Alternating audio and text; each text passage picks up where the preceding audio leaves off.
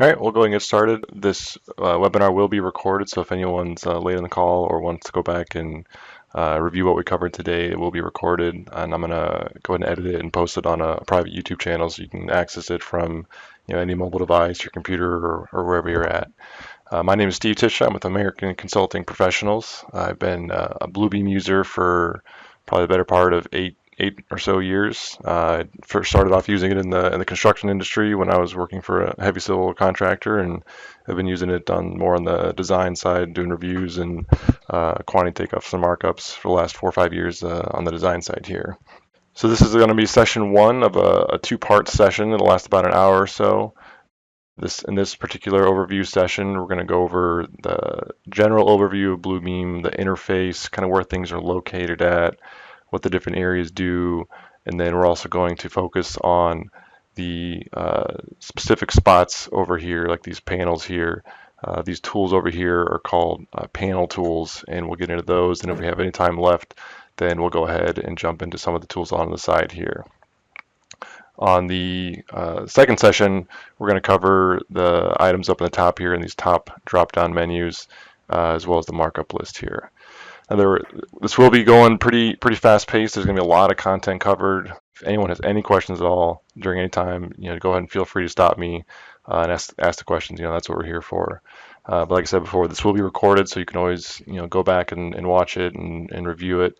Also, too, I'll send out a link probably at the end of the series to this YouTube page here. This is Bluebeam's YouTube page, and they just recently posted a ton of really short training videos that basically cover the majority and probably even a little bit more of what all I'm going to cover today and then session two of the overview.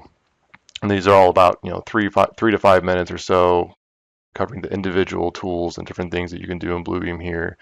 Now these are applicable to the 2019 version, and what you'll see here today, as well as in, I think your office there is the 2018 version here. I'm running, I think it's 2018 6. Those YouTube videos that I mentioned here, these are going to be 2019, but the interface is very similar with not too many modifications. So this will be a good reference in the future for you guys here too. So to start off with, what is Bluebeam? Bluebeam is, you think of it, everyone's used to using Adobe. Well, Adobe was made just to have a common data environment or common file type that, different programs from different companies and different softwares can write to a file, in this case, a PDF, and everyone can look at that common file type in a viewer. Well, Bluebeam is sort of born on the same concept, but it was actually created specifically for the AEC industry, the architectural engineering and construction industry. So they saw, a lot of heartaches that we were having in our daily workflows, and they knew that they had some ideas and solutions in mind, and that's kind of how Bluebeam was born. It was tailored specifically for us and the things we do on a daily basis in terms of quantity takeoffs, markups, reviews, document comparisons, just all the kind of things that we do. They've thought about and they've made ways to do it better. So to start off with over here, up in the top, if you ever want to know what version of review you're running, you can just click up on the review button and about. This will give you some information on which one you're running. The version I'm running here is Bluebeam Extreme. They have 3 different versions. There's the standard, there's the CAD, which is the middle one, and then there's Extreme. Extreme has just a few additional functions that we'll get into a little bit later. Now, when you guys have, once you deliver the profile that we're developing for everybody, to make sure that that's loaded in there, you can go up to Review, Profiles, and you can see here I have our American Consulting ones here, and then the one I've been working on for you guys is this CPSL-1 here. And to load that profile, it's pretty simple. You'll probably get either an email with the profile attached to it, or it'll be stored in a central location. All you do is double click on it. It'll launch Bluebeam for you and just ask you some questions. You just say yes to all those questions, and then the profile should automatically be loaded. But if you ever want to check and make sure which one you have loaded, you might have the default one loaded, and when you installed the specific City Port and St. Lucie profile, it may have not loaded correctly, but you can always go in here and check to see which one you're loading. So Bluebeam has, four main areas. I call them the top area up here, the two sides, and then the bottom area. We're going to kind of go, I'll give you a brief overview of each one, and then we'll dive into the panels over here. So these panel tools are just a variety of tools that you can either click on the button itself to pop it out. You can see this vertical panel now is open over here. This can be resized if you want to by just kind of hovering over until you see that line turn blue. And now that it's blue, I can grab it and click and hold and drag it to resize it to however big or small I want it to.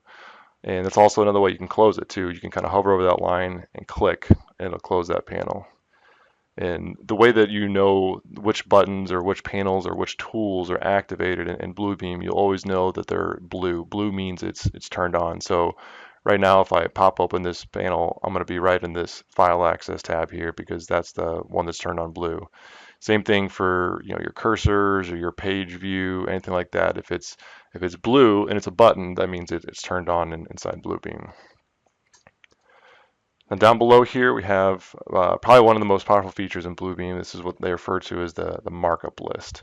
And to open that up, it's similar to this vertical panel here. You can either hover over down below anywhere until this line turns blue and left click on it, and then it'll pop that open. And again, you can resize this as you see fit and even click and drag this little markup list button here and then move it over to another screen. I can't show you more than one screen at once here, but what I'll do is I'll actually take this and I'll move it to another screen and maximize it here so that I can see all my markups in a secondary monitor.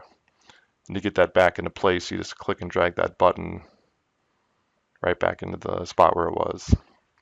So the markup list is kind of a log of all of the markups in a PDF document. Now in this case here, I don't have any markups in here, but as soon as I start making markups with any tool in Bluebeam, you'll see it starting to populate down here. Now if I had a comment in here, you would see that comment in the markup list as well. And this is almost like you can think of it almost like an Excel file in the sense where there's columns and rows and you can organize and sort and filter all your information. And it's just a good way to track all your markups in electronic format. Over on the right side here, I kind of refer to this as the quick access toolbar. This is completely customizable. I just have it set up to display some of the more common tools that that we use on a regular everyday basis. Again, this is completely customizable though. Each user can modify, remove or delete or add different tools they want to over here. But these are just normal tools used on a regular everyday basis that can be activated just by clicking on the button there and using the tool. Up at the top here, we have those drop-down menus I was referring to earlier. It's pretty logical in terms of where things are stored at. So if I want to do something to a file, a PDF file, then you're going to be most likely clicking on File here. So File, new PDF, opening a PDF. If I want to combine different files, all those tasks are going to be under the File tab here. Same thing with Edit. If I want to edit this document, you're going to the Edit button. Obviously, that's pretty normal amongst most programs. If you want to modify your view, how things are viewed here in Bluebeam, you can click on the View tab. Document, this is if you want to modify or do something to this particular document, this is where you go and do those things. Batch, now batch is going to be a function which you can perform the same task on multiple PDFs at the same time. So if I wanted to say apply headers and footers to 10 different unique separate PDFs, I would go under the batch and do headers and footers, and I could basically load all the files that I want to apply headers and footers to and do it all at one time. Tools, this is going to be where you find a lot of your markup tools. So most of the ones that we have over off to the side here, you can also find them over here, and there are some additional ones that I didn't place over in that quick access toolbar just because it's something we don't use on a regular everyday basis. You can access your stamps over here, measure tools. Most of these things in here are going to be found either on the panel toolbar or on that quick access toolbar, and that's just to make it easier so you don't have to go click in here and go to a drop down to find something you want. The whole idea of a customized profile is to get the tools you need, right at your fingertips without having to click and go through too many drop downs. Window up at the top here, this is just where you can do, full screen presentation. Presentation is kind of like a PowerPoint slide. You can turn your PDF into a presentation mode, almost like PowerPoint. And if you ever have any questions or anything, Bluebeam's help button up here is pretty good in terms of finding help material online, contacting customer support, and so on and so forth. Page navigation down at the bottom here, this should look mostly familiar from Adobe or any other program. You got your little hand button. This is what I usually have active most times. This is what you just click and use to grab to pan around. If you wanted to select something specific, like in a markup here, you can use the arrow button and kind of create a lasso to select one or multiple markups at the same time. If you want to select text, there's a little text button here to select specific text in a PDF document, and then your normal page range numbers here, navigating with arrows, going one by one, or if this next arrow here is going to the last page. And one nice feature here that's not in Adobe or in other programs, I don't think, is this previous view. This is almost like the back or forward button on your internet browser. So if I'm jumping around in a document and I want to quickly go back to the page I was just on, I can click that back button and it'll jump me right back to that page. So any questions about the general interface overview, just where things are at and where things are located at? No? Okay. All right. We'll jump right into navigation panels here. So in terms of navigating inside Bluebeam, one thing that'll probably be different off the bat for most people that are coming from Adobe is how your middle mouse wheel is used to move around in areas. So my personal preferred setting here is to always have on this one full page button here. And what that does is that makes the page full screen here, and that makes my middle mouse wheel more of a zooming button where I'm scrolling in to zoom in, and it's always going to zoom in wherever your cursor is, and scrolling back to zoom out.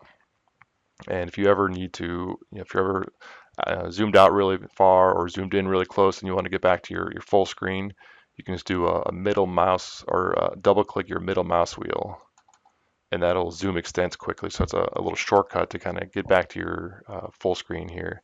And with this one full page mode turned on, to scroll through your pages, instead of having to go use arrows or use a slider bar over here, what you can do is that you can actually just hold down the control button on your keyboard, and you'll notice my cursor changes here.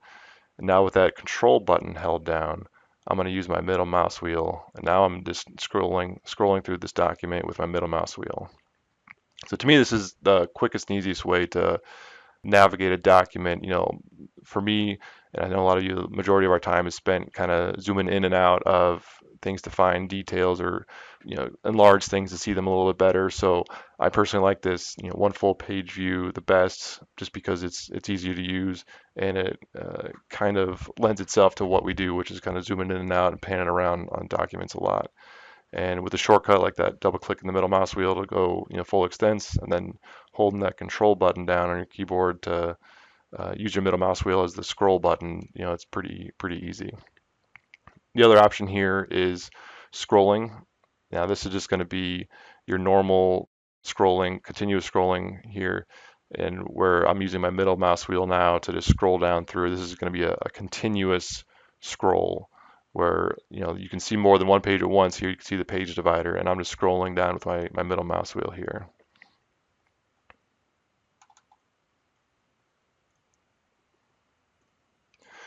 The next thing I want to bring your attention to is the dynamic property toolbar up here. So Bluebeam used to have their tools kind of broken out, where I think about these bottom 4 or 5 used to be on this left panel here that you can pop out if you need to. But they actually recently changed that in this 2018 update. And the purpose of that was to make sure you don't have to have 2 panels open on either side of your window here, and you're reducing the amount of screen real estate you have to look at your document. And the one we always had open the most on that right side in the older versions was the properties panel down here. But the nice thing about what they did in this 2018 update is they moved, or not necessarily moved, but they kind of pushed all of those properties up into this area up here. Now I don't have any markups or anything selected, so what this property toolbar up here is showing right now is just the properties of the document that I'm in right now. So all it's going to show you is the name of the document, which in this case is auto create bookmarks.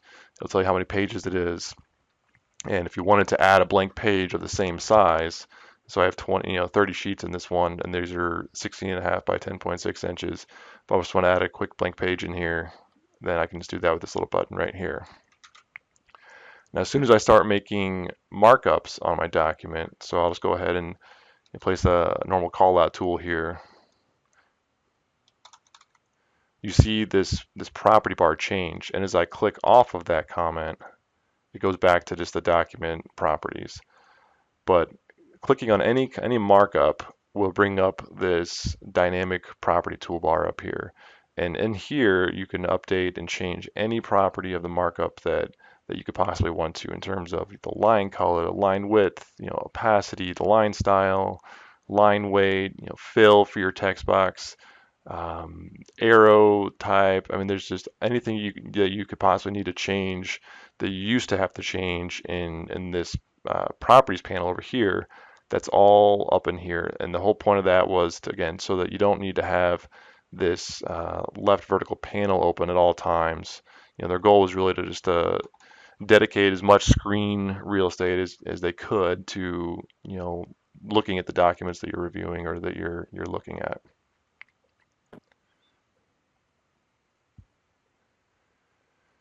Any questions about the dynamic property toolbar up here? No? All right, so diving into the panels. Now these are, again, referred to as the panel tools, and you commonly hear it or refer to it like their help files as the panel access bar here. Like I said before, if you want to activate one of these panel tools over here, you just got to click on it and that'll pop it open. Or if you pop open the vertical panel just by hovering over that blue line and then clicking on it, you'll see it there. So the first one up here is the File Access tab.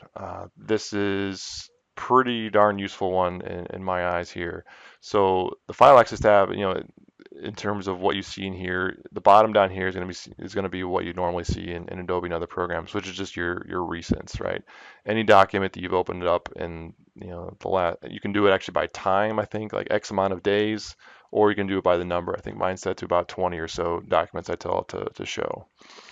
But the most powerful thing to me in here is the ability to pin, or if you want to think of it in terms of like a web browser, bookmark PDFs that you frequently visit, and you can even categorize them too. So, when you're normally going in and finding a file, if it's not pinned, a lot of times, it can really be buried deep in your, server or computer, wherever it is, and you're spending what doesn't seem like a large amount of time finding it. But, if you spend 15, 30 seconds trying to find something, you can do that multiple times a day. It adds up throughout the days, the weeks, and the year. So, just for example here, if I wanted to find, one of the files that I have set up for this training here, I know it's in this folder here, which actually I have bookmarked just on my computer to save me a little bit of time. But so I skipped a couple of clicks here just to get into this point. But now I know I need to go into the Bluebeam folder, find where that folder is. Okay, it's the training folder, training demo files, and then I wanted to open up this overlay comparison tool here, or this file here.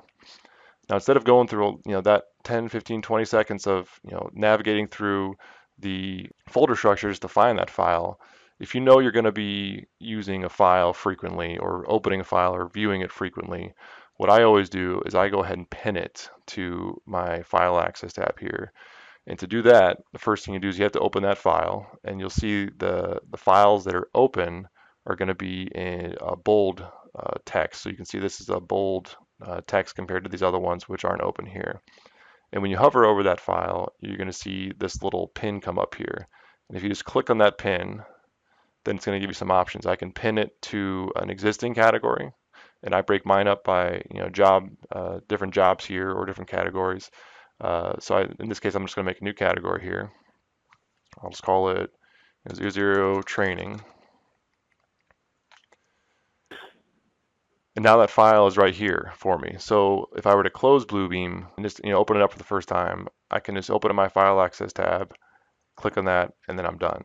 So it really does save a lot of time to navigate to the files you frequently visit, even on a short-term basis. If you have a short project or a short review, I'll pin those files to a category just to make it easier to get to them instead of having to, navigate through your, file explorer and your server, computer, or wherever they're stored at. One other nice thing about the files that you pin over here, and even the ones that are in your recents, if I know there's another file in the same folder as this file here, and I want to get to that folder real quick to find that file, instead of having to navigate through, again, that folder structure here to get to it, I can just right click on that and say open folder. And that's going to open that folder where that file is located, and I can open up the other file that was in there that I hadn't pinned yet and open that up and pin it if I want to.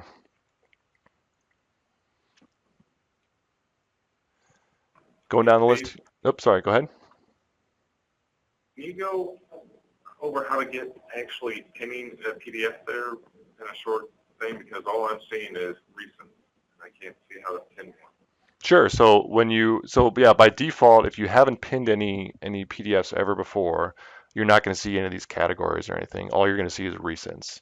And the first thing you need to do to pin, and I'll just go ahead and unpin this one for now. The first thing you want to do is open that file. So I'm going to go to my recents, or I'm going to go find that file, through File Explorer, open it up. And once I open that file up, then I'm going to open up my File Access tab here, come down to your recents where that file's open and it's bolded, and click on this little pin. That the pin only activates once you hover over that file.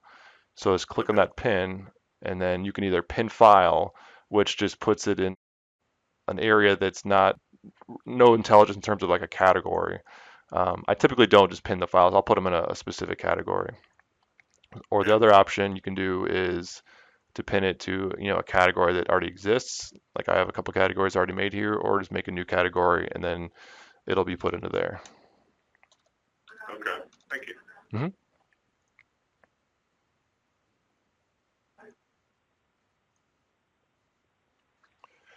All right, I'm going down the panel list here. The next one you see is the thumbnail tab.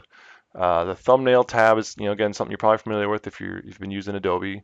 You're just going to see little thumbnail previews of all the pages of your PDF document. It is nice because you can drag this thing out, bigger and bigger if you want to, and be able to show more in that panel if you need, or make it as small, down to one if you want to. If you need to make those icons larger, you can just click this little drag slider here and make those bigger or smaller as you need. Now, one neat thing about the thumbnail tab here that's actually unique to Bluebeam is you can create page labels from the thumbnail tab here. Now, page labels are going to be kind of what's shown here in the thumbnail view in terms of this one. So right now, most documents are going to default to whatever the page number is of the PDF document. So that's why the page label is 1, because this is page 1. But if I wanted to make page labels so that these pages are labeled, I can actually make those manually just by double clicking on there and calling it whatever I need to call it. And notice too, once I make that page label, the page label will show up down here visually, but it also still retains the page number of the document information, page 1 of 30. But if I wanted to pull information from the plan set, if you're looking at like a PDF plan set, you can actually pull information from the plan set, like from the sheet border, which is, there's information in common areas on every page. I can pull information from there to create those page labels for me. And to do that, you're just going to click on this little button right here that says Create Page Labels. And I'm going to say choose a page region. And in this particular case, I know the only page that's different from all the other sheets is the key sheet. And that's the very first one. So I'm going to change my range from 2 to 30 to skip that first page. And again, I'm telling it I want Bluebeam to look at a specific page region or region on the page to scan and find information and then create page labels from. So I'll go ahead and click page region, hit select, and then I'm going to kind of zoom in down here to this little area so I can make sure I get the area good enough. I'm going to click and drag to create the area I want it to scan. You get a live preview of what it thinks it sees. In this case, it's pulling the sheet number here just perfect. And you can actually add characters or anything in between. So I'm going to click right behind this first region in this text box here. I'm going to click space, dash space. Again, you can see a live preview of what this is going to look like. And then I'm going to add a second region because I want to get the sheet title in here as well. I'm just going to get all this information right here. Again, looks good. I'm going to hit OK. Let it run. And it does it pretty quickly here. So what it's doing, it's going through every page of this document now, scanning those two regions, and it's going to create my page labels for me. And you can see here, this is all done automatically for you. So these are all just created within a matter of seconds here. So as you're scrolling through pages, you don't have to look at the sheet title to see what the sheet is. Now that sheet title and page number or sheet number of the plan document is in this page label down here. So you can scroll through and see what it is exactly you're looking at without having to look at that information on the page. And you can also see that here in your thumbnail views as well. Now, for some reason you wanted to, reset all these, or if a lot of times when you get a document, the pages were extracted and put together from other documents. So, the page labels might be like 1, 1, 3, 7, 5, something totally random over here. If you want to go ahead and renumber all those automatically, just to get those back to a kind of a normal, just numerical page label, you can do that in this thumbnail view here, and clicking the thumbnail drop down, the options drop down, and clicking on number pages. Now you can add a prefix if you want to. In this case, it's just pulling the stuff, the information's already there. So I'm just going to say no prefix. I'm going to tell it to do all my pages and start at page 1. And next, I didn't select the proper option. So I'm just going to tell it to do numerical. You can do numerical, I's, A's, B's, C's, anything you want to in terms of the page labeling. And there you go. So now all my page labels got reset and they renumbered themselves automatically. Any questions on the file access or thumbnail tab over here? No, but that's a pretty useful tab. Yeah, it really is. There's some hidden, and there's other things in here too that you can do specifically with the pages that I won't go over in depth too much here, but you can just kind of see what's in here and play around with it a bit too. Another thing too, if you're just wanting to quickly insert pages or move stuff around, you can do that in here and then thumbnail view too. And oftentimes I'll do that in here. If I know I'm going to do some heavy editing of the pages, I'll make this a little bit bigger, and you can tell which page is selected by the blue outline here. And you can, normal, Microsoft functionality, you can hold the control button down to select multiple pages at once if you want to, or if you're selecting consecutive pages, you could hold the shift button down and it'll select everything in between there, right? So I just held shift and selected this page here, and now grabbed all these pages here. And then you can manipulate them or move them around. So if I wanted to go into this, measure tool document here and grab this page, I can just right click on it, say copy pages, come back in here, and then you can see the little line appear right now where my cursor is. That's going to be where it inserts it. So if I hover over here, it's kind of hard to see with this one that's selected here, but you can see it kind of pop up dynamically. That's going to be where it puts the page. So I can just right click and paste pages, and then I got that page in there now. So that's kind of a quick down and dirty way to insert pages into a document.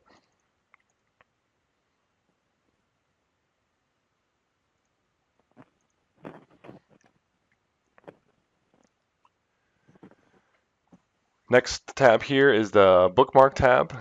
This is probably one of my favorite tabs here. This is something that can really save the day in terms of navigating through a PDF. When we have a big plan set or construction document or something that we're looking through, often, we spend so much time just trying to find the information, that we need to find.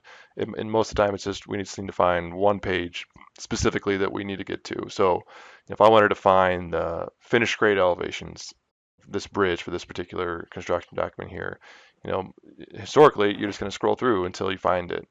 You're just going to be going page by page looking for it. You might want to try to use the index here, but a lot of times these indexes, don't match the PDF page number perfectly, so it'll get you close, but you're not going to get the exact page.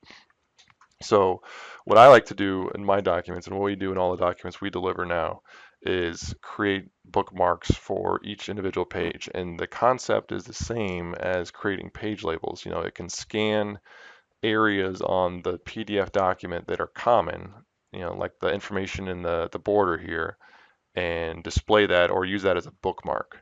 So I'm going to do the exact same thing I did for the page labels, but I'm going to do it for the bookmarks. And actually, first I'll show you just like if you just want to add a manual bookmark. So say I found that specific page I wanted, the superstructure detail sheet here. And I just want to add a quick bookmark. This is the manual way to add bookmarks. You can just say add bookmark. It defaults to whatever the page number is, but you can name it something yourself. And that way, when you're on some other page and you want to go jump back to that page, just click on that, and then it jumps you right to it. So it's just like the normal bookmarks you're probably used to seeing in Adobe or other programs. Now the auto bookmark here, again, like I said before, same thing as creating page labels, right? You just hit create bookmarks. And the neat thing about this is it can read the page labels for you. So if you already created page labels, I could just say create my bookmarks from my page labels, and all those page labels that were created, that information gets ported over into the bookmarks, and you're automatically done. It's a 2-second process. But in this case, I already deleted those page labels, so I'm just going to do the same thing I did before. Click on page region. I'm going to skip that first page again because I know that the information in my sheet border is a little different on that first page. So I'll say 2 to 30. Get page region, select. Scroll down here, get my sheet number, add a space, dash space, add another region, zoom out a little bit, grab my sheet title, look in the preview, it looks good. I'll hit OK, hit OK again. And again, it's the same thing, same process before. It's just going through every page of this document and finding the information I told it to scan for. And voila, now I have sheet number and sheet title bookmark for every single page of my document. So, when you compare it to what I had to do before, right? I'm just going to scroll through and try to find that darn finished grade elevation sheet. Well, now that I have these bookmarks all created, I can just pop this guy open. Oh, there's my framing plan or my finished grade elevations, and I jump right to it. So this is a big time saver, especially when you're doing a review or just any documents that you're continuously looking at and on a day-to-day basis and trying to find information in there. It's just a big time saver, and that's why we do it for ourselves internally and for all the products we deliver to our clients here, because it's just a really nice thing to have in there. Any questions on the bookmark tab here? Oh, wish I knew it was Sony. Yeah, this is usually one of the bigger crowd pleasers in terms of functionality in here. All right, jumping on down to our tool chest. So this tool chest is going to be customized and controlled by your Bluebeam profile. We were talking earlier about those profiles here. So this profile that will be delivered to you guys here, it'll contain all these toolboxes or tool chests, sometimes they call them, with tools specifically for you. Now I went ahead and included everything all in this profile. And so, we have, well, I think 4 different departments there, right? So you're not going to want to necessarily see, if you're in the utility systems department, you're not going to want to see everyone else's tools here. So what you can do when you first get this profile, again, everything's going to be turned on just kind of the way it is here, but you can go up to tool chest and then just turn off all the other ones that you don't want to see here. And all I'm doing is clicking on it, and you can tell it's turned on because it has a check mark next to it. And when I click it, it turns it off. So that's probably gonna be one of the first things you want to do is just to turn off all the stuff you don't want to see One, just to make it cleaner, and two, to make sure you don't accidentally click on someone else's tools. So now, I'm in the utility systems department. I'm only seeing the tools that I care about, and then also some of the general, stamps and tools that we have here for everybody's use. Now the tool sets here that we created for everybody in each individual department, they are color coded. We coordinated with each department to determine what color they wanted, and so all the tools in there are going to be associated with that department. So in utility systems, we have green, public works was blue, planning and zoning was going to be purple, and then the buildings was orange. Now these can be, customized even further if you want to, or added to, after the fact. Again, these toolboxes are controlled by the profile, but if you wanted to, you could go in here and add things yourself. And it's pretty, simple to do that. So I'm just going to make a simple markup here, just draw, a rectangle. And if I wanted to be able to access that again in the future, or if I wanted to make, like a quick, stamp that I was going to apply constantly on documents, for me in particular, but not necessarily everybody else, I'll just call something easy right now. And I want to add that to, my tool chest up here. All you do is right click, add to tool chest, and then you can say which tool chest you want to add it to. So I'll just go up and put it under the My Tools for now. The My Tools tool chest is not controlled by the profile. So this will, when you're if you haven't been using it, it probably just has, the default tools in there that are in there when you first get Bluebeam installed, which are, just a variety of, pen tools and things like that over here. But what you can do is actually click and drag any tools you want up into your My Tools. And the reason you want to do that is because these tools under the My Tools tool chest are going to be hotkeyed. When I say hotkeyed, these numbers that are associated with each tool are actually the number on your keyboard. So if I wanted to apply this, this little markup stamp here that says test, and I wanted to apply that to this document here, I don't even necessarily have to have this tool chest, this vertical panel open to do that since it's hotkeyed up here. I can close this, and I'm just going to tap the number 8 on my keyboard, and that tool's activated. So it's just like they call it hotkeys. You can think of it as a keyboard shortcut in a sense.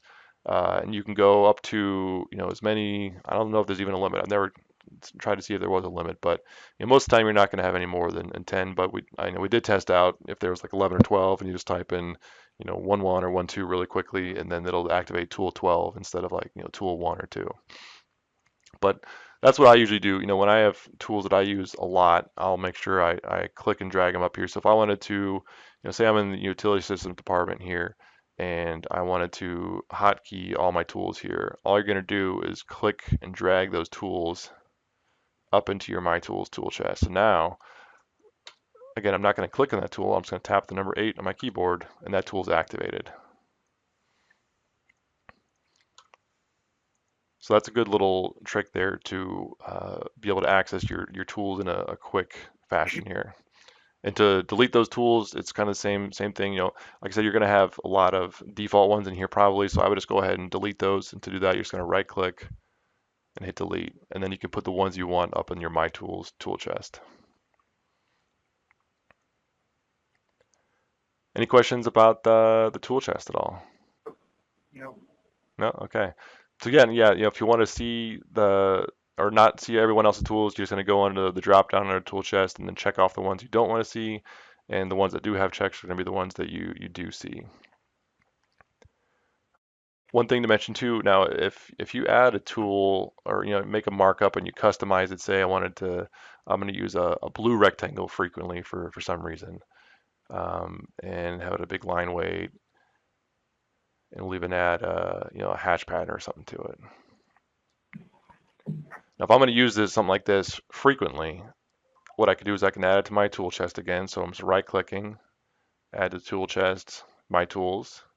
And right now, when it first gets added to that tool chest, it's going to be kind of like a stamp where it's going to have the same properties or static properties as the one I copied it from.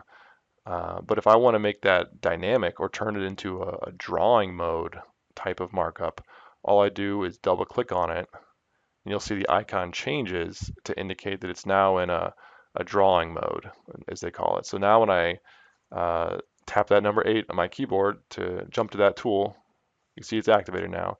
And now this is going to be, a more dynamic tool that I control myself. So it's not like a stamp of the tool. It's more of like I said, a drawing version of it. All right, going down the list here, we have the layers tab. Layers is a term that you could be familiar with if you use AutoCAD, or levels if you use MicroStation.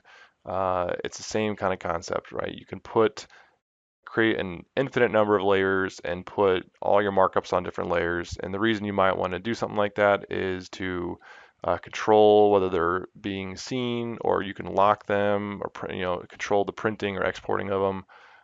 It's just a way to help manage markups on a PDF. So if a document's really busy in the sense that there's just a lot of markups on there from a lot of different people, you can possibly organize them by layers so that you can turn those layers, on and off here. So if I have a tool here, I'm just going to do a tool that I know has on a layer of step 2, okay.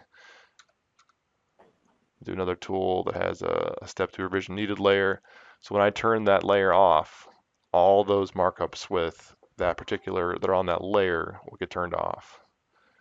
If I were to lock that layer, then any markups that are locked like that, they're not going to be able to get modified.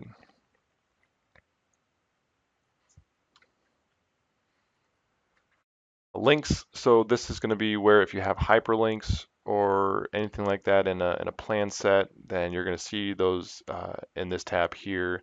To insert a hyperlink into a PDF in Bluebeam, I think it says you're going to hold the Shift button and then hit H on your keyboard.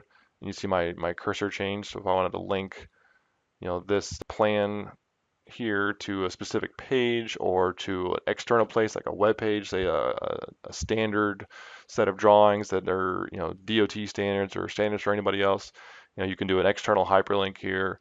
In my case, I'm just going to tell it to jump to page 18 of this document.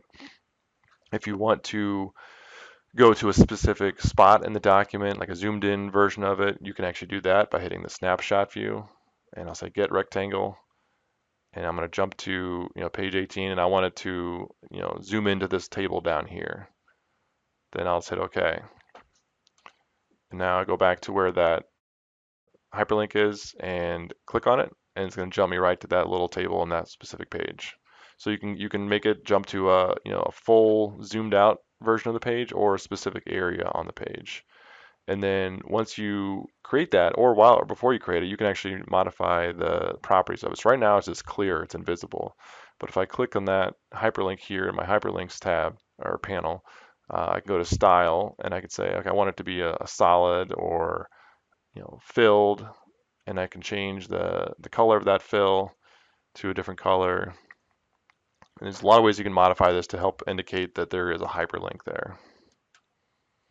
One thing that's kind of related to the links and hyperlinks tab here that is in the drop-down menu, and I wasn't going to get into it, but I'll just jump into it real quick, is the batch hyperlinking. This is going to be I believe it's a Bluebeam Extreme version only tool, but it's a pretty slick tool and something we do on a regular basis here. So I'll just kind of show it real quick here. So what batch link does is it can scan an area on your PDF. So in my case, I'm going to tell it to scan that sheet title or the sheet number spot on the border, and I want it to search for that everywhere in the plan set and then create a hyperlink to that page for me automatically. So I'm going to batch link, and I'll say new. To make it quick, I'll just say add open files, and then I'll get rid of the ones that I don't want to do this to. So I don't want these two here. All I want to do is this particular file here. I hit next, and then I'm going to say, what are my search terms? Well, I want it to search a page region, and I'm going to select that sheet number down here again. And that looks good in the preview. I hit OK. And you can modify the link options here. In this case, I'll just make them something that stands out, like a bright pink or something. And I'll do a highlight. and I'm going to tell it to generate. So I want it to go find. It's right now it's looking and searching on every single sheet in this area here, and those are going to be the search terms that it looks for in my PDF to create the hyperlinks for. So those all look good. If you need to modify something, you can manually, but in this case, this is a good clean PDF, so it pulled all that information in fine. And I'm gonna go ahead and run. So again, what this is doing, this is going through and finding those search terms throughout my document and hyperlinking them back to that particular page. So this has created 94 hyperlinks in a matter of 10 seconds or so. And what that looks like. So the best one to look at is going to be the index page here. And some of these sheets weren't in this particular set. That's why you see the star next to them. But these are all these pink things. These are hyperlinks that are just created for you. So now if I want to jump to page B615 to see this end-bend detail, I can click on that hyperlink and it jumps me right to that page. If I'm looking at the notes over here and I see there's wing wall detail C sheet B619, I can click on that hyperlink and now I'm on B619. This is a huge time saver and something that really just adds intelligence to your PDFs. Again, it's all about saving time and finding better ways to kind of navigate around and find the information that you need quickly. And that batch link option is a pretty slick tool to do that for you. Any questions on the links panel over here? Option's only available in the version that you have? Correct. I believe that is a Bluebeam Extreme only option. The licenses aren't that different in terms of pricing, but that's also probably a special tool in the sense that not everyone's going to need it. So you can like what we did here at our companies, we identified a handful of we call them Bluebeam champions, whatever, and those are the people that have that version of the Extreme. So that if someone needs to get a plan set hyperlinked, they'll give that person a call and send it to them, and they can just run it. And it works for us because it's not like it takes that long, right? That just took all of 30 seconds to a minute to run that batch link real quick. So we have a handful of people that have those extreme licenses that do that work for us, and it doesn't take too much time out of their day to do that. It isn't 100% in terms of the search, right? So you can see right here, it missed two of the items. I would say it probably gets 80% or so of them. But any of the ones that it didn't get, then you can just go and add those links, manually, like we were talking about earlier. Moving on down, we have the Forms tab here. So this, if you were to create a PDF form, this is where you can edit it and make all those different fields that are in PDF forms in terms of drop downs and checklist or check boxes, radio buttons. Bluebeam does have that feature to automatically create the PDF forms for you based on a document you get. So if you have a document that has, it's a PDF form, but it doesn't have any kind of intelligent form fields in it, you can tell it to scan that and create those form fields for you. It does a pretty darn good job. I think that's something Adobe had as well. So if you're used to using that, then it's just kind of the same thing. And it's kind of nice because you can just turn a static document that doesn't have any kind of, form fields or areas for you to fill in information. It'll scan it for you, and it'll place all those form fields on the document for you.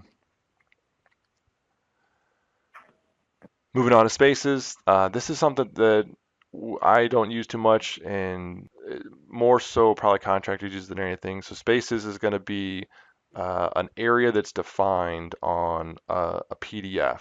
So let's go ahead and say add space here. And I'll say this is going to be a space. And this works better for like a big site plan. Let me see if I can find a plan view here that makes more sense to use this on.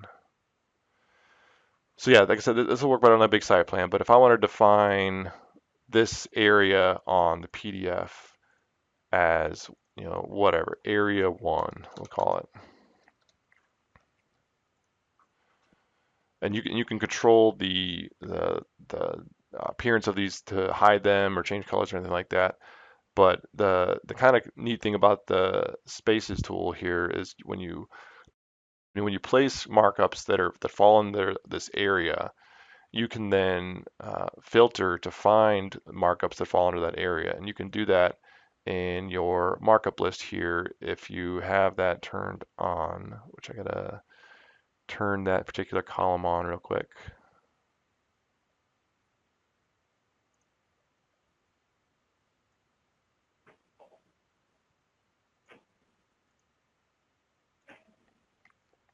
So now I have my space column over here.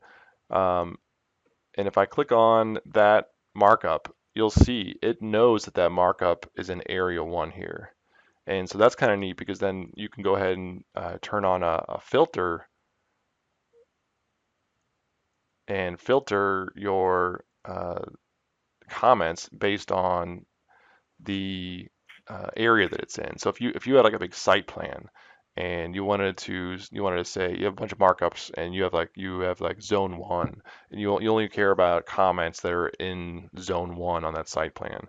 You can actually filter, you can set this area up so that all the comments that fall into the space that they call it will get shown over here, and you can filter by that and find just those comments you care about. So that's kind of a neat tool. It's not one that gets used a lot, but it does have its specific cases where it is pretty darn useful.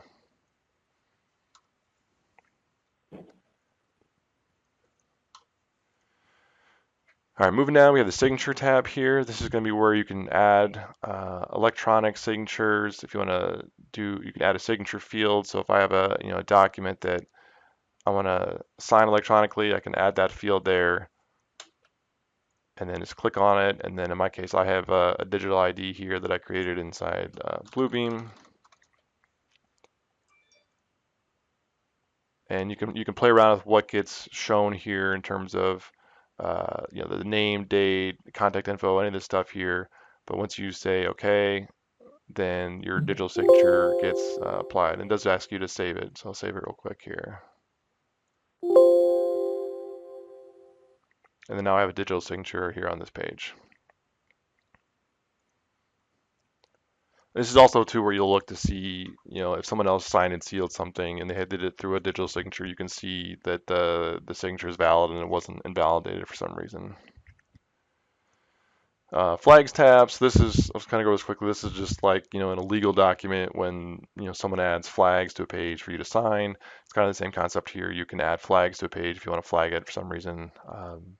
Not something that we use typically on a regular basis by any means, but it's there if you need it. Sets. So Bluebeam sets are unique to Bluebeam itself. It's a tool that they built to kind of manage what's kind of becoming more common, and that is how we manage our plan sets. So typically a plan set is delivered how it's shown here, where every page of the document is in a single PDF. But it's becoming more and more common to break up your plan sets by the individual page. Because a lot of these documents are just so large, they could be hundreds, thousands of pages that, if I wanted to access that big document, one, it takes a while to open because it's a big document, but two, once I have it open, I'm the only one that can open that up and modify or do something to it because I'm the one in it, it's locked, and no one else can get into it. They're going to get into it, it's going to be read-only. So sets helps manage documents that are broken up into an individual page. So it's like if I explode this document, I'll have 30 individual files, each one being each page, sheet number here being an individual file.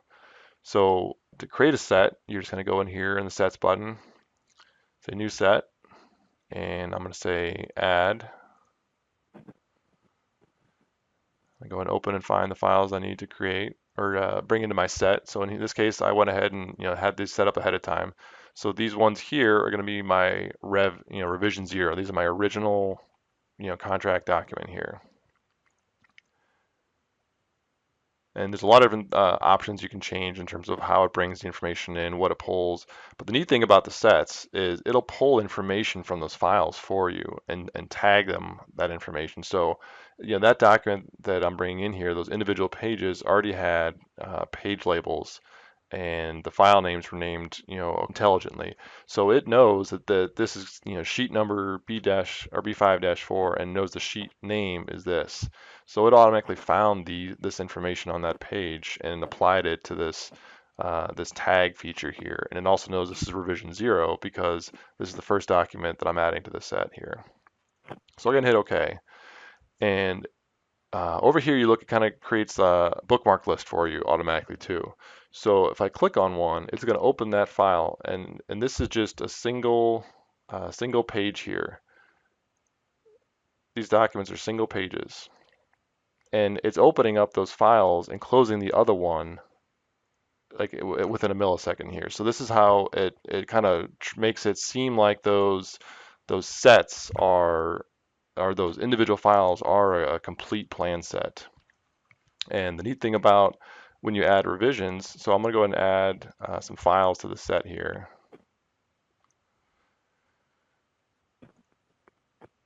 And I'll just go ahead and add my revision 1 sheets.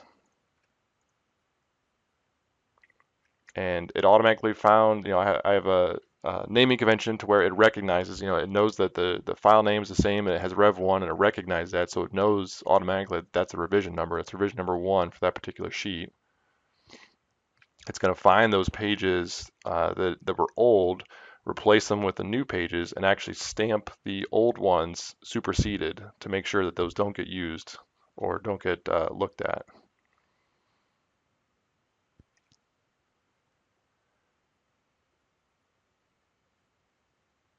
So now here in my index over here, I can see it's going to show me the current revision only or always. And underneath that, if I wanted to go back to that old vision, you can actually see that old one and automatically stamped it with superseded. So this is a good way, contractors really are starting to like using this function because it just makes sure they're always using the current and latest plan sets and drawings for a job. So this is a different way to kind of think about managing a plan set. All right, running low on time here, so I'll kind of speed through these last couple. The measure tool is pretty neat in Bluebeam.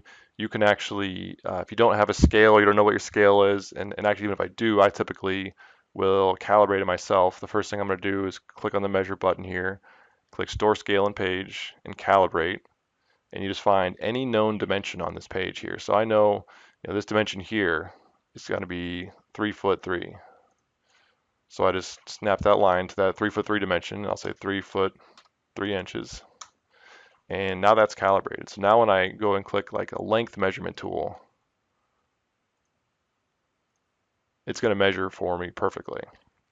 So this is a good way to, do a quick check or a QC check of something that, or if you don't, if you have a drawing that you don't have a dimension that you might need.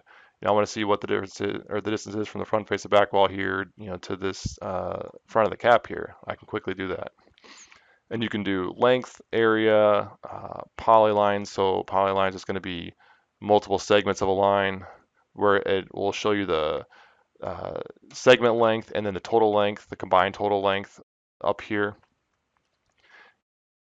Diameters, areas, counts. The contractors actually use Bluebeam quite a bit in the measure tool here to do their quantity takeoffs for plan sets. Any questions on the measure tool? Yeah, I have one question. A lot of times I notice if it's in the studio session, when I try to do the measure tool, it highlights the entire plan in blue. Like it puts a blue screen on there. Okay, so that sometimes when you get drawings, especially from like AutoCAD or other software vendors like that, what happens, they'll place their information for a plan set through a viewport, and Bluebeam recognizes viewports. So there's probably like either a bunch of viewports or a single large viewport, and the viewports can actually mess with the measure tool. So what you have to do is either if it's in a session, the document's locked down in a sense where you can't really modify that document. So I would save that out of the session and then get rid of those viewports, which you can actually come down in here and say show your viewports, and if you have viewports on a page, they'll show up here and you can just click on that viewport and then delete it.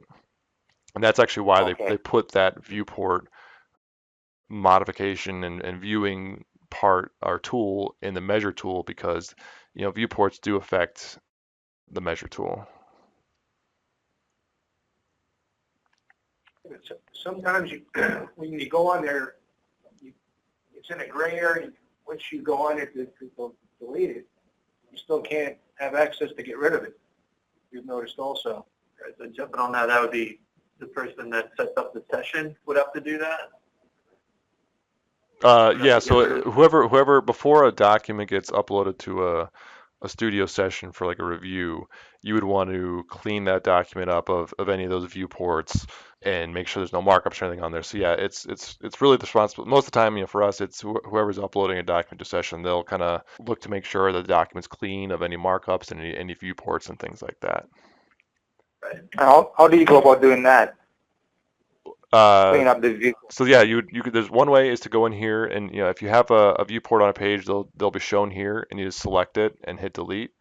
There is a setting that I have to find. I haven't done it in a long time. There's a setting to where Bluebeam will alert you if when you open a document it has viewports, and you can say remove all viewports on a document. And so that's the quickest and easiest way Okay. is to just have that setting turned on, and it will do that for you. I have to find it in here, but I could find it and go over that in the next session. Okay. But yeah, we have that turned on so that it'll alert us if you have any viewports, and it'll prompt you, warning, there's viewports in this document. Do you want to remove them? And you just say yeah. All right, moving on to the search tool over here. The search tool is pretty handy here. It's just your normal search tool from like Adobe or anything like that. You just type in whatever it is you want to look for. So I'll just look for the word pad. And it's pretty quick here. It found all the instances of that word pad here right away. But the kind of neat thing here is you can do things with these search results here. So if I wanted to hyperlink the word pad or these search results to a specific page where the bearing pad is shown, I can check those and then click this little check options button here. And you can do a bunch of different things with them, really. You can mark for redaction, you can apply count, highlight them. But in my case, I'm going to say I want to hyperlink those two instances here. And I want it to jump to page, 2 of the document here.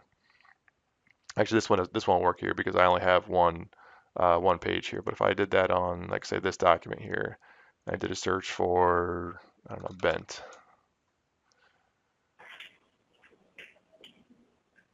That's gonna be a lot of them. All right, let's try one more. Do bar or barrier. So say I wanted to do, all these instances where it says the word, barrier. I want to hyperlink those. So I check those and say hyperlink checked, and then jump to page, call it 2. And this document had a security measure on it, so I can't do that, unfortunately, this one. But if you have a document that doesn't have that, like a security lock on it, then you just click, check those boxes, and then you can do different things to those things. So that's kind of a way, that's sort of a workaround to that batch link option I showed you earlier, where it went and created all those hyperlinks for you. You can do that yourself manually. And that's actually a way that I fixed some of those ones that I missed, because for some reason the search tool will find things that batch search does not. So that's a quick way that I go and fix some of those ones like that batch link missed. But this is kind of a workaround for that, but it just takes more time than using that batch link tool.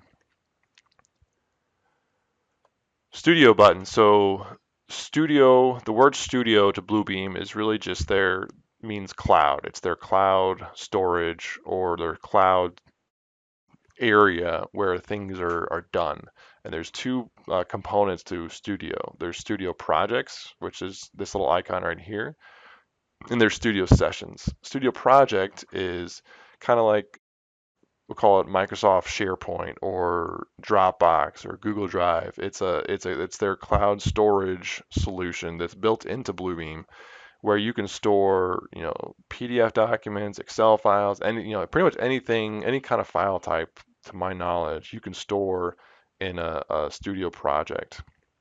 So the advantage of this is just, if you don't want to store your files for a project on your, local server or somewhere, and because you need to give access to external parties, clients or subs or consultants, then this is an option for you. It's free. It's part of Bluebeam. They don't charge you anything for it, and it's something that a lot of contractors and people use. extremely robust in terms of functionality, but it's enough that it serves the needs for most people that don't want to pony up the money for a big cloud storage service like ProjectWise or SharePoint or something like that. It's pretty simple the way it works. You just click on there. You want to add a new they call them projects. So you add a new project, and you can add. Actually, I'll just jump into one that I already have here.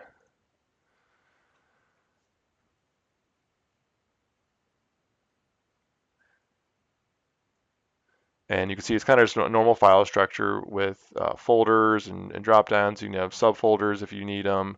But it's just kind of like how it would act as a normal, Microsoft file explorer would act in terms of navigating to your files and things like that.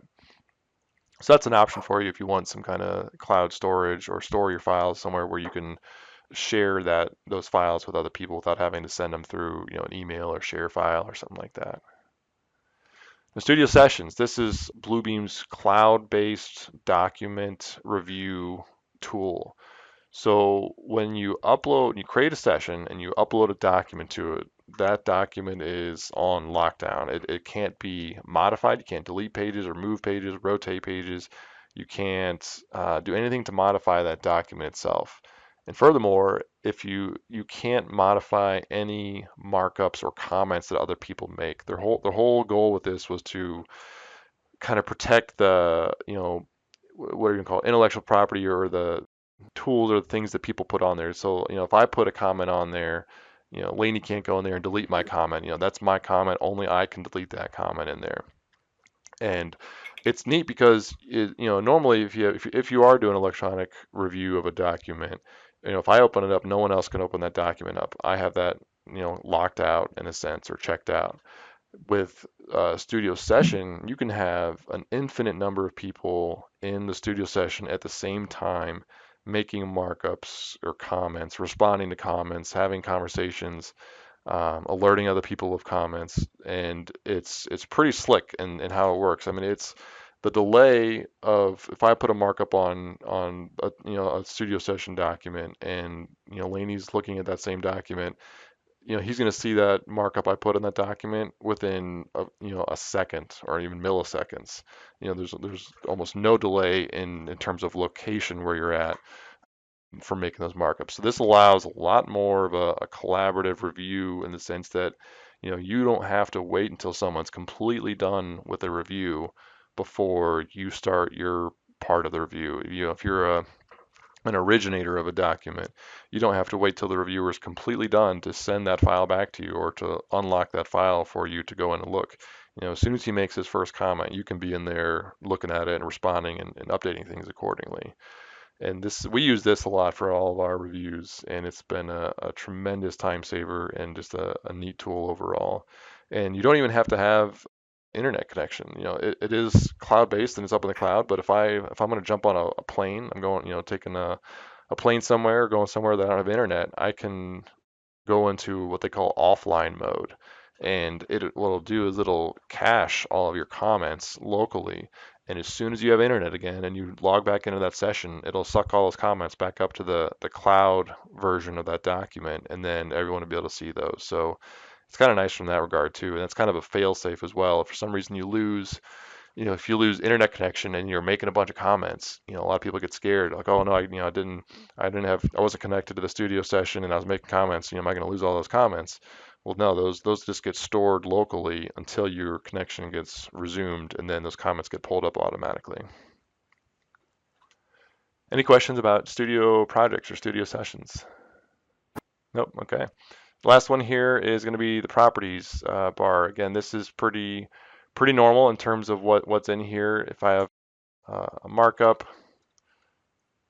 all that information that you would see in that dynamic property toolbar we talked about up here that changes depending on what it is you have selected, that information is also displayed down here. So if you wanted to modify it in here for some reason, as opposed to up here, you could do that. There's like a couple little things that are in here that are not in that dynamic toolbar, but very rarely will you ever need to go into this property panel. In fact, I don't think I have gone in here since they introduced this dynamic toolbar up here. All right, I think we're about 15 minutes over here. So does anyone have any last minute questions for this session? I have a question. When you're in the studio session and you're the last person and you click finish, what are you supposed to do? Are you supposed to ask something about reports? So when you close a session, it'll ask you two questions. The first one is, do you want to save all the documents in the session? Most of the time, if you haven't saved those documents out of the session already, then you want to hit yes, and then you tell it where you want it to save it. So you give it the file location or folder where you want to export all those documents. And when you do that and you close the session, it'll automatically export all those files from the session into that, local server or wherever it is you guys want to store those files at, or on your computer or wherever. The second question it asks is, do you want to generate a report? And that report is an activity report. So when you're in a studio session here, and I'll see if you can find one that would have a lot of activity in it. This one was a pretty big QC review for us here, so this should have a lot. So when you're in a studio session, which I'm now, this is a QC review for a job we did up in Michigan, which we had actually a bunch of people in. I think we had a lot of different people from different offices as part of this review. And that's another big advantage that I didn't really mention of the studio sessions is you can do QC reviews or document reviews with people that are all over the country, all over the world, wherever they're at, right? Because you can all be in that same document at the same time doing your review or doing your markups. But when you make a comment or do pretty much when you do anything, and like all these ones here, these are people leaving and joining session. It gets tracked and recorded, kind of to sort of keep a record of all the activity that happened in a session, in case you wanted to go back and like identify who did something, or if I made a comment and then deleted my comment, you can go back and see that I did that. So every action that happens in a studio session is recorded here. In this case, we literally had 21,000 actions, but an action could be moving a comment from here to here, right? That this gets recorded as an action, or modifying it, I should say. Will Actually, I'm not in a document in this one here, but any action that you take in that will get recorded here. So that report that it asks you about at the very end is basically a PDF version of this record window down here. I don't ever reprint those with our company here. At my old company, they did sometimes, just in case they wanted to verify who did something. But I mean, realistically, it's not anything, at least that I or we need in our company here. You guys might have a different view on that, but that's all it is. It's just a report of all the activity that happened in a session. So we do hit save or we don't? So you need to save, yeah. Just save? Yeah, save and put onto, that's why you save it to the drive. Okay. And it automatically saves to the drive, right? Well, you select the path, Oh. yeah, that you want to send it to. Yeah. Now, if you have an archive session, can you go back and save that? You have to open it back up? There'll be a big standard operating procedure document that'll be delivered to everybody as a part of this, and in there it'll give the specific dates. But I think it's like if there's no activity in a session, and activity is defined as even someone going into the session is counted as activity. If no one goes into the session and it's dormant for, I think, 60 days, then they send you an email and say, hey, you haven't been in the session for a long time. We're going to archive it soon. Warning. And then I think like another 10 or 20 days later, they'll send you one final email, and then they'll go ahead and archive the session. Sessions can be brought back if they are archived or removed by Bluebeam. That's something you can do on the internet on a web browser. And then there is a period of time even after that if that session hasn't been seen any activity, hasn't been restored or anything like that, they're just going to go ahead and delete that, because otherwise they would have millions and millions of sessions and documents open, and their storage space would be astronomical. But you can recover sessions that were finished or archived if you need to. That's within a certain time frame. Yes, within a certain time frame. And even from what I've heard, even beyond that time frame, they do keep backups of things for a certain number of months or so that they don't tell people about, but I've heard they do. But that's not something I would count on. So Steve, like in our our site plan review process, the originator puts an expiration date on the review. So once that session closes to all reviewers, the originator will go in, close the session, save it on our local drive. And at that time, the session, I'm guessing the session is no longer available to anyone, including the originator. It'll only be available to the session host, whoever started or initiated the session. And you can do different things in terms of that expiration. You can make it so that it's still open in the sense that it's there and everyone can see it, but no one can do anything in it. So it's kind of like an all pencils down kind of drill. Or you could do like what you mentioned, and you can actually close it out and physically close it out and finish the session and then I think you could restore it after that if you wanted to, but I would recommend more of that, all pencils down, just kind of freeze the session route if you want to do something like that.